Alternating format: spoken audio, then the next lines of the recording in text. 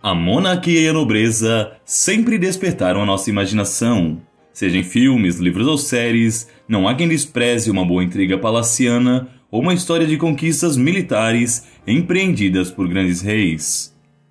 A história europeia talvez seja a que mais dê palco e inspiração para isso, principalmente quando falamos do período do medievo, com todos os seus reinos, ducados, impérios, bispados, cada um consagrado por muitas lendas e mistérios.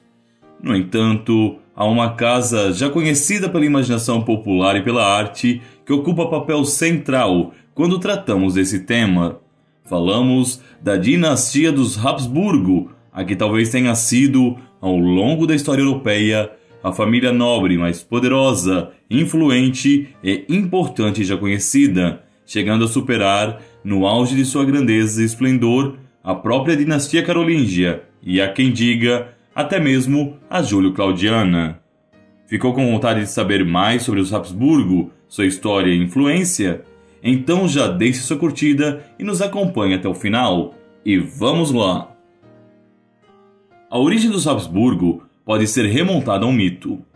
Conta-se que Guntram, o Rico, um conde de origem germânica, teria perdido seu falcão de caça durante uma empreitada e, depois de muito procurar, encontrou a ave pousada sobre um rochedo bem localizado geograficamente. Isso levou a construir um castelo no lugar, que foi batizado de o Castelo do Falcão, ou Habsburg em alemão, e que daria seu nome à própria família. Mas foi somente em 1218 que os Habsburgo consolidaram definitivamente seu status como família real. Nessa época, o Sacrosanto Império Romano Germânico passava por um período turbulento e os príncipes eleitores não conseguiam se decidir sobre a escolha de um sucessor para o trono. Para quem não sabe, esse império era uma monarquia eletiva, onde alguns nobres e bispos se reuniam para decidir quem assumiria o trono. Às vezes, coincidia do filho do antigo imperador assegurar os domínios do pai, mas não era frequente.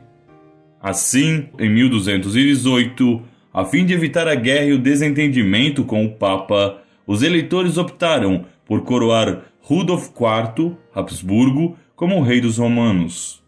Ele era rico e regionalmente influente o suficiente para assumir o controle, ao mesmo tempo em que, por não ser muito poderoso, não levaria a cabo grandes reformas ou mudanças.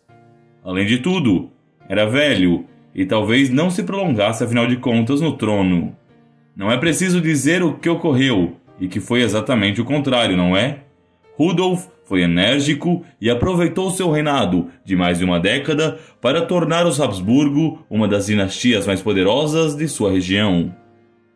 Logo no início de seu governo, Rudolf enfrentou um inimigo poderoso, o rei Ottokar II da Boêmia, que não gostou nem um pouco de sua eleição ao trono. Só havia um problema. Ottokar era, além de rei da Boêmia, detentor de muitas terras na Áustria e, consequentemente, vassalo de Rudolf. Quando ele se negou a prestar-lhe vassalagem, o novo rei dos romanos pôde empreender um ataque que acabou por destruir Ottokar. Ao fim, Rudolf ainda arrebanhou para si os domínios de Ottokar na Áustria, consolidando o controle dos Habsburgo sobre uma região poderosa e importante. Nos séculos vindouros, eles transformariam a Áustria em uma grande porção de terra e, mais até que isso, ergueriam Viena como a grande capital. Mas Rudolf não conseguiu isso tudo na base da espada. Por serem mais fracos que as demais casas, os Habsburgo tiveram que angariar apoio através de inúmeras alianças, casamentos e pactos contratuais. Isso geraria uma tendência e um modus operandi que permaneceria o mesmo até o declínio da família no século XIX. De fato, os Habsburgo alcançavam poder e influência muito mais por outras vias do que pela guerra, que só dispensavam como último recurso. Mas voltemos a Rudolf. Após sua morte, seus descendentes permaneceram afastados do trono do Sacrosanto Império por 2 séculos, enquanto foram substituídos pelas dinastias de Luxemburgo, Hohenstaufen e Wittelsbach. No entanto, em 1452, Frederico III, Duque da Áustria, foi eleito rei, coroado imperador pelo Papa e colocou assim a família de volta no centro do poder europeu. Estava consolidado o início de uma era. Seus descendentes ficariam no poder até 1740 e depois, através de um ramo colateral de sua casa, os Habsburgo-Lorena, até 1806, quando o império foi finalmente dissolvido pelas hostes de Napoleão. Mesmo assim, eles ainda governariam por mais um século o Império Austro-Húngaro, uma das grandes potências militares e econômicas do século XIX e XX. Mas não apenas nas terras germânicas estavam os domínios dessa gente. Eles também se consagrariam como reis da Boêmia, da Hungria e Croácia, e, sobretudo, dos impérios ultramarítimos de Portugal e Espanha. Durante o auge da dinastia dos Habsburgo, em que ela comandou vários reinos da Europa simultaneamente, incluindo os territórios além-mar dos países ibéricos, era dito que a família era dona de um grande império, tão grande que o sol jamais se punha em algum lugar sem que tivesse nascido no outro. Entretanto, nem tudo são flores. Como já falamos, uma das práticas comuns dessa família eram as alianças políticas e casamentos arranjados. Uma vez consolidados no poder, os Habsburgo dariam início aos casamentos entre prímios, casamentos consanguíneos, numa tentativa de se manterem isolados no poder e de criar ao redor de si uma áurea de afastamento e de nobreza maior ainda. O resultado foi o surgimento de inúmeras doenças e deformidades genéticas. Sabemos que enlaces desse tipo favorecem o aparecimento de doenças recessivas, onde, para se manifestar, ela precisa estar presente nos genes dos dois lados da família. Quando primos se casam, as chances dessas deficiências genéticas serem levadas adiante é muito maior.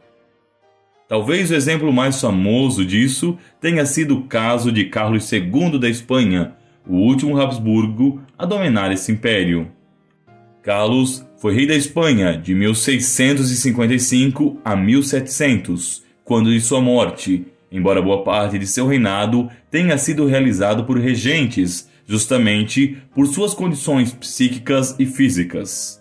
É preciso considerar que deficiências já vinham se manifestado há tempo entre os Habsburgo da Espanha devido a esses casamentos. A própria mãe de Carlos era chamada de louca, e não sem razão. Mas ele foi especialmente desfavorecido, tanto física quanto psicologicamente, a ponto de se acreditar que havia sido enfeitiçado.